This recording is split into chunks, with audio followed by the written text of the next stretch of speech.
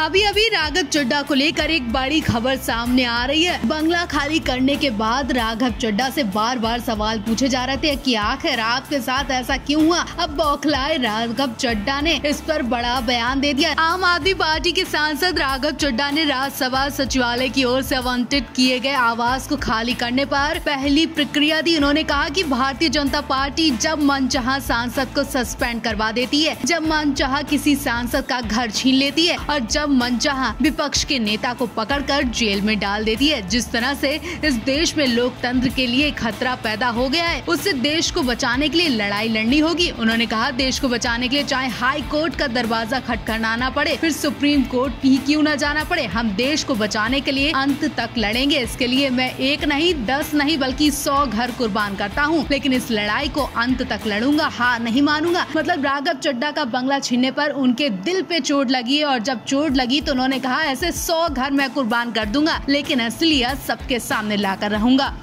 आम आदमी पार्टी के सांसद राघव चड्ढा अपने बंगले के लिए अब दिल्ली सुप्रीम कोर्ट पहुंच गए। उन्होंने अपनी अर्जी में पटियाला हाउस कोर्ट के आदेश पर रोक लगाने की मांग की है। दरअसल पटियाला हाउस कोर्ट ने राघव चड्ढा को बंगला खाली करने का आदेश देते हुए कहा था कि बंगला का अपार्टमेंट रद्द होने के बाद चड्ढा का उस बंगले में रहने का कोई औचित्य नहीं बनता है। चड्ढा ये दावा नहीं कर सकते कि राज्यसभा के सांसद के तौर पर कार्यकाल पूर्ण होने तक उनका इस बंगले पर रहने का अधिकार बनता ही है। इससे पहले 5 अक्टूबर को आए आदेश में जज ने कहा था कि इस बार संसद सदस्य को दिया गया आवास सदस्य के पूरे कार्यकाल के दौरान किसी भी परिस्थिति में रद्द नहीं किया जा सकता, खारिज करने के योग्य है। सरकारी आवास का आवंटन सांसद को दिया गया विशेषाधिकार है और आवंटन रद्द होने के बाद उस पर कब्जा रखने का कोई अधिकार नहीं है। यानी राघव चड्ढा ने अपनी पूरी पावर लगा दी बंगले को खाली न करवाने के लिए। अब देखना होगा राघव चड्ढा क्या करते हैं।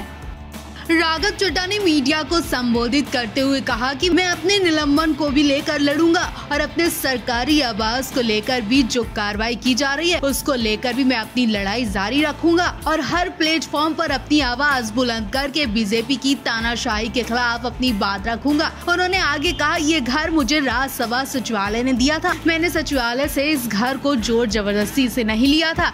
जिस तरह से सभी सांसदों को निवास स्थान दिया जाता है वैसे ही मुझे भी दिया गया था। शायद संसद भवन में मेरी मुखर आवाज और मेरे भाषणों से परेशान होकर मुझे संसद से पहले निलंबित कर दिया गया था और अब मेरा मकान छीनने की कोशिश की जा रही है। बीजेपी पर निशाना साधते हुए आम आदमी पार्टी के नेता राघव ने कहा कि मैं बीजेपी से बस इतना कहना चाहता हूं कि मैं डरने वाला नहीं हूं, मैं शहीद भगत सिंह का चेला हूं। अंत तक तुम्हारे अन्याय के खिलाफ लड़ूंगा और इसकी लड़ाई के लिए 1 नहीं 2 नहीं बल्कि 100 घर कुर्बान करने पड़े तो मैं वो भी करूंगा, लेकिन आपका सच सबके सामने लाकर रहूंगा।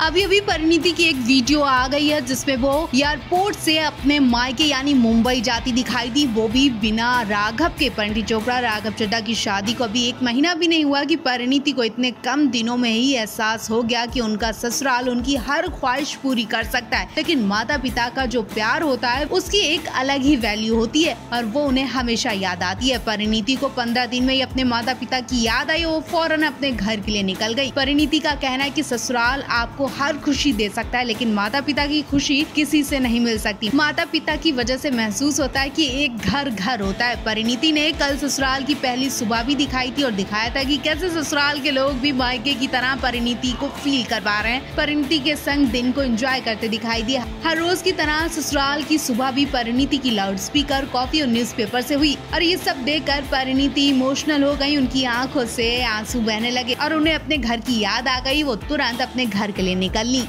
अगर परिणीति चोपड़ा की शादी में प्रियंका आ जाती तो शायद परिणीति का सीना छलनी ना होता। हर कोई पूछता दिखा, आखिर परिणीति प्रियंका की इतनी क्लोज बहन है, फिर उनकी ही शादी में प्रियंका नहीं आई। जबकि प्रियंका चाहती तो वर को एक दिन स्किप कर शादी में शामिल हो सकती थी, लेकिन प्रियंका को जानबूझकर नहीं आने दिया गया। ये सब मधु चोपड़ा ने करवाया। प्रियंका की माँ मधु चोपड़ा की सगाई से पहले ही लड़ाई हुई थी। उस नाराजगी को प्रियंका की शादी में देखा गया। मधु को परिणीति की शादी में बिल्कुल को इंटरेस्ट नहीं था, वो खुश नहीं थी। प्रियंका ने उन्हें समझाया लेकिन मधु नहीं समझी। जब प्रियंका गुस्से में अगले ही दिन भारत छोड़कर अमेरिका चली गई तो मधु चोपड़ा को इस बात का एहसास हुआ और वो उदास हुई और ना चाहते हुए भी वो परिणीति की शादी में शामिल हुई। परिणीति की जयमाला वाली वीडियो में देख सकते हैं मधु चोपड़ा साइड में खड़ी है, उनके चेहरे पर हंसी भी नहीं है और उन्हें अफसोस भी है कि उनकी नाराजगी की वजह से प्रियंका अमेरिका चली गई, शादी में नहीं आ सकी, जबकि उन्हें ना चाहकर भी शादी में जाना पड़ा। मधु के गुस्से की वजह से प्रियंका अपनी बहन से दूर रही, लेकिन उम्मीद है कि प्रियंका अब जब भी भारत आएंगी तो ये नाराजगी को खुशी में बदल देंगी।